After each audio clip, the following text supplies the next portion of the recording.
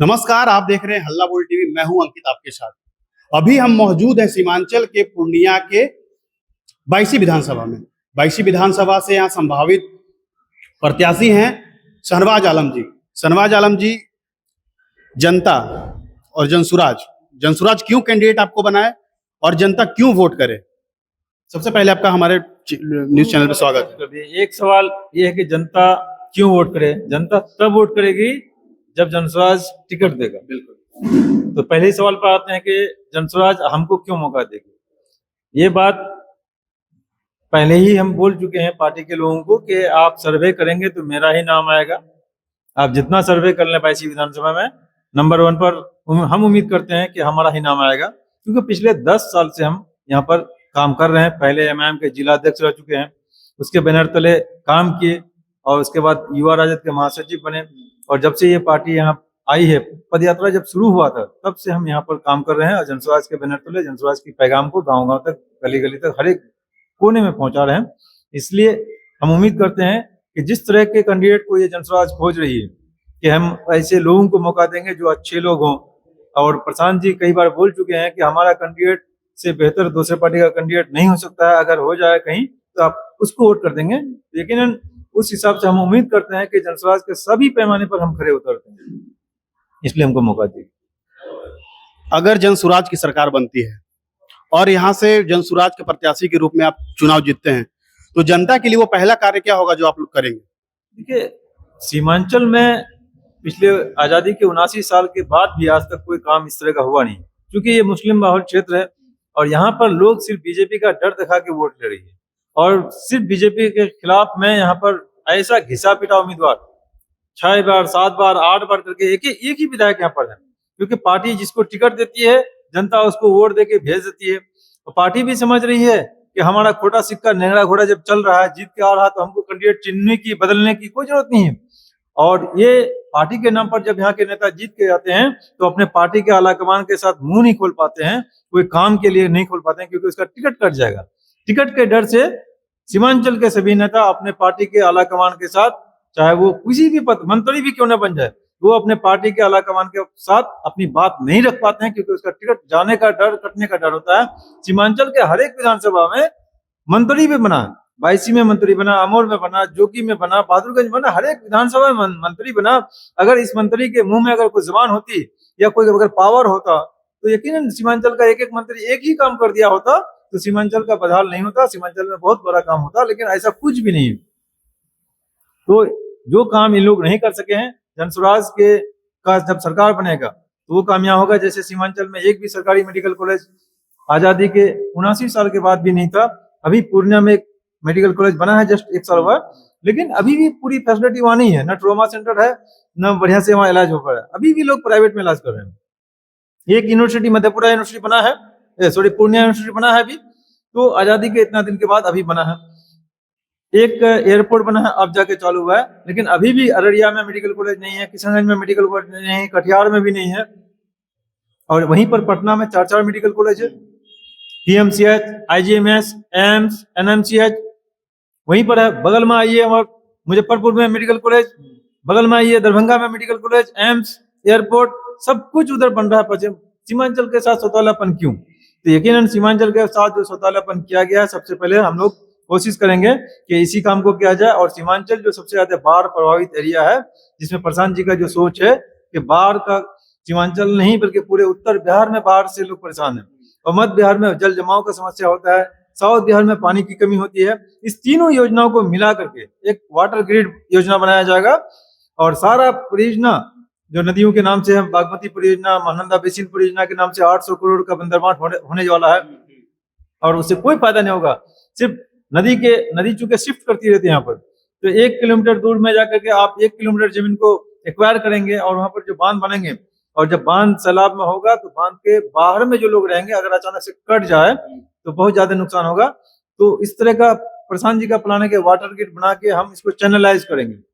ऊपर में जब पहाड़ से पानी आता है तो वहीं पर और ये डैम बनाया जाएगा ताकि बिजली पैदा हो, और पानी को चैनलाइज के रूप में साउथ बिहार ले जाया जाएगा। ये काम चाइना में 300 साल पहले हो चुका है, तो बिहार में क्यों नहीं हो सकता है? लेकिन ये सरकारें नहीं चाहती है। ये नदियों के नाम से परियोजना बना करके पैसे का बंदरमाट और लूट खसोट करना चाहती है।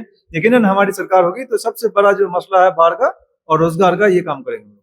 प्रशांत किशोर जो सूत्रधार हैं जनसुराज के जो भी विपक्षी दल हैं, चाहे वो आरजेडी हो, जेडीयू हो, भाजपा हो, जेडीयू के एक प्रवक्ता ने कहते हैं कि ये जनसुराज नहीं, ये धनसुराज है, ये प्रशांत किशोर नहीं, परेशान किशोर है। इसको कैसे देखते हैं आप? ये धनसुराज तो अपना धन का ब्यौरा दे ही दिया कि 341 करोड़ हम कमाए, 241 करोड़ हम कमा लिए, उसका जीएसटी दिए, इनकम टैक्स दिया और 98 करोड़ रुपया हम अकाउंट में दिए जनसुराज के। इतनी हिम्मत है नीतीश कुमार को और लालू यादव को या तेजस्वी प्रसाद यादव को तो अपना ब्यौरा दे दे कि हम किससे पैसा लाए, कहां से पैसा आया। है किसी को हिम्मत तो कर दे उसका जांच। आज दिलीप जायसवाल के खिलाफ में बोलने की हिम्मत नहीं, सम्राट चौधरी जैसे लोगों के खिलाफ में बोलने की हिम्मत नहीं, क्योंकि सारा चोर है। जब एक चोर है तो दूसरे चोर के बारे में कैसे बोल सकता है? चारा घोटाला में जो जेल जा चुका है, क्यों नहीं सम्राट चौधरी के बारे में बोलने की हिम्मत कर रहा था? क्यों दिलीप जायसवाल को राबड़ी देवी मुंह बोला भाई बोलता है? आखिर उस मेडिकल कॉलेज जो हड़पा हुआ मेडिकल कॉलेज है, जो सिख माइनॉरिटी का मेडिकल कॉलेज है, और आप माइनॉरिटी करते रहते हैं, इस मेडिकल कॉलेज को कैसे हड़प लिया दिलीप जायसवाल, जो वहां पर सिर्फ एक क्लर्क भी नहीं था, सहायक क्लर्क था, और पूर्णिया से पाल बस में जाता था किशनगंज। कैसे वो वहां पर उसको कॉलेज को हड़प लिया और आप लोग खामोश है? उस पर भी चार्ज है। उसी तरह सम्राट चौधरी पर भी चार्ज है। 200 करोड़ का प्रॉपर्टी अभी अशोक चौधरी कैसे खरीद रहा है? तो आप किसी के बारे में बोल नहीं सकते, क्योंकि सारे चोर हैं, सारे मिले हुए हैं। अगर आज राजनीतिक भूचाल जो लाया है वो प्रशांत किशोर लाया है। बिहार की जनता देख रही है और समझ रही है कि एक आदमी, बड़ी मुश्किल से कोई इस तरह के लोग मिलते हैं, जिस तरह से हिंदुस्तान को आजाद करने के लिए गांधी मिला था, आज बिहार को इस गुरु के नाजायज औलाद से आजाद करने के लिए प्रशांत किशोर मिला है। आज उस जैसे हिंदू मुस्लिम सब मिल करके उस अंग्रेज को भगाया गया था, उस गुरु को भगाया गया था, आज इस चूनू को भगाने के लिए प्रशांत किशोर आया है। यकीनन बिहार की जनता, युवा विकल्प की मजबूरी में लालू के डर से बीजेपी को वोट कर रहा था और बीजेपी के डर से लालू को वोट कर रहा था। आज सभी लोग हिंदू मुस्लिम मिल करके यहाँ पर जनसुराज में आ रहे हैं और जनसुराज की सरकार बनेगी और इन चोरों को भगाना होगा। और बिहार में जो 1250 परिवार के लोग ही आज पिछले 40 साल से राजनीति कर रहे हैं और बिहार को लूट रहे हैं, और हमारी पार्टी में ज्यादातर 90% नहीं बल्कि 243 में सिर्फ 10 कैंडिडेट भी पुराना नहीं होगा, ये प्रशांत जी बोल चुके हैं। जिससे जनसुराज मुस्लिम कैंडिडेट यहाँ से उतार रही है, आरजेडी भी मुस्लिम कैंडिडेट उतारेगी, एआईएम भी मुस्लिम कैंडिडेट उतारेगी, और भाजपा अगर यहाँ कैंडिडेट खड़े करती है तो वो हिंदू कैंडिडेट खड़े करेगी। तो कहीं ऐसा तो नहीं होगा कि मुसलमान जो है आपस में बट जाएंगे, उनका वोट बढ़ जाएगा और यहाँ से बीजेपी जीत जाएगी? आप तो राजद के कैंडिडेट इससे पहले है मुसलमान ही थे, एमआईएम के कैंडिडेट एमएलए जो अभी हैं वो मुसलमान ही हैं। अगर यहाँ की जनता को लग रहा है कि राजद का 2010 में तो ऐसा हुआ है। नहीं, 2010 में ऐसा किया गया था, जान करके लोगों ने बीजेपी को वोट किया था इन्हीं दोनों को हटाने के लिए। उस वक्त भी 2010 में यहाँ का अभी जो प्रेजेंट विधायक सैयद रुकनुद्दीन साहब हैं, 2010 में भी वही विधायक था, और इन दोनों से इतना आजिज हो चुका था बायसी के लोग कि लोग बदलने के लिए संतोष कुशवाहा को बीजेपी को वोट किया था। वो 2010 का बीजेपी था, आज 2025 का बीजेपी है, लेकिन बहुत फर्क है। तो जब राजद के लोगों से को लोग वोट देके देख चुका है भ्रष्टाचार या कोई डेवलपमेंट नहीं हो रहा है, एमआईएम को भी लोगों ने वोट देकर देख चुका, तो आज इस बार अभी जब आपके पास एक बेहतर विकल्प जनसुराज के रूप में आया है, तो बायसी के मुसलमानों को चाहिए कि वो जनसुराज को एक तरफा, कोई वोट बांटने की जरूरत नहीं, सारे लोग एक तरफा वोट करें। और यहाँ पर जो बीजेपी को वोट कर रहे थे लालू के डर से, वो लोग भी जनसुराज के इस मुहिम को कंधा दें, ताकि बिहार में व्यवस्था बदले, हालात बदलेगी। क्योंकि आज अगर सामाजिक न्याय के नाम पर लालू यादव हो या नीतीश कुमार पिछले 35 साल से राज कर रहा है, लेकिन आज से 35 साल पहले या 30 साल पहले बिहार सबसे गरीबी रेखा में सबसे निचले स्तर पर था और आज भी निचले स्तर पर ही है। तो क्या कौन काम कर दिया? कोई काम तो बचा नहीं है। अगर गरीबी बहुत डेवलपमेंट हो गया तो आज फिर गरीबी रेखा में सबसे निचले स्तर पर क्यों है? बायसी विधानसभा में मुसलमानों को, क्या मुसलमानों ने ठगने का काम किया है?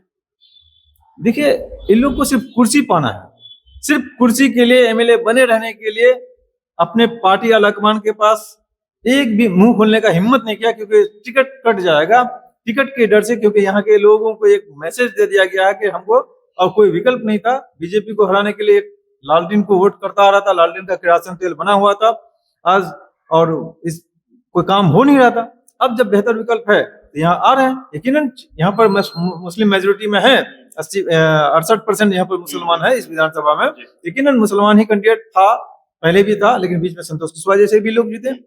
और जब उसको, ऐसी बात नहीं, वोट जिसको मिलेगा वही एमएलए बनेंगे, उसी को रहनुमाई करने का मौका मिलेगा। लेकिन यहाँ पर लोगों ने बीजेपी को देखा, यहाँ पर आरजेडी को देखा, यहाँ पर एमआईएम को देखा, यहाँ पर हाजी उस्मान जैसे लोग 1985 में लोक दल से जीता था और 1990 में जनता दल से जीता था, 1995 में राष्ट्रीय जनता दल से लड़ा था वो। तो सारे दलों को देख चुका है। अगर अब देखना है तो जनसुराज को देखना है, ताकि जनता का सुंदर राज बनेगा, जनसुराज का सरकार बनेगा, जनता का सुंदर राज बनेगा। तो हम लोग उम्मीद करते हैं कि बायसी के लोग एक नई पार्टी को, नया विकल्प के साथ, नई उम्मीद के साथ, क्योंकि सारी दवाई एक्सपायर कर चुके हैं, सारा नेता एक्सपायर कर चुका है। वही नेता जो 2020 में हारा है, जो हाजी अब्दुल सुभान साहब 2020 में हारा है, और 2025 में जो अभी नेता है हमारे रुकनुद्दीन साहब, तो सारे लोगों को तो देख चुके हैं। अगर आप नहीं देखे हैं कि एक नई दवाई आई है, आप उसको ट्रायल करें, यकीनन आपकी बीमारी का इलाज होगा, जो बीमारी का इलाज पिछले 45 साल से यहाँ नहीं हो पा रहा है। भ्रष्टाचार का इलाज नहीं हो पा रहा है, तो आपको डॉक्टर बदलना पड़ेगा, आपको दवाई बदलनी पड़ेगी। आप पुराना डॉक्टर, पुराना दवाई को अगर इलाज करते रहेंगे तो यकीनन इस बीमारी का इलाज नहीं होगा, आपका पेशेंट मर जाएगा और इलाज नहीं होगा। इसलिए नई दवाई को ट्रायल करना चाहिए। 7 अक्टूबर को जनसुराज का यहाँ पे रैली होने वाला है, जिसमें प्रशांत किशोर शामिल हो रहे हैं, कैसा तैयारी चल रहा है? 7 अक्टूबर को मैं प्रशांत किशोर नहीं आ रहा है, उस दिन हम लोग का कार्यकर्ता सम्मेलन है। 7 अक्टूबर को जो यहाँ प्रोग्राम है वो कार्यकर्ता सम्मेलन है, और वो उसमें प्रशांत जी नहीं आ रहे। बहुत बहुत धन्यवाद। तो आपने अभी सुना बायसी विधानसभा के संभावित प्रत्याशी जनसुराज के शहनवाज आलम जी को। आप क्या सोचते हैं? अपनी राय कमेंट बॉक्स में जरूर दें। आगे की खबरों के लिए बने रहें हल्ला बोल टीवी के साथ। शुक्रिया।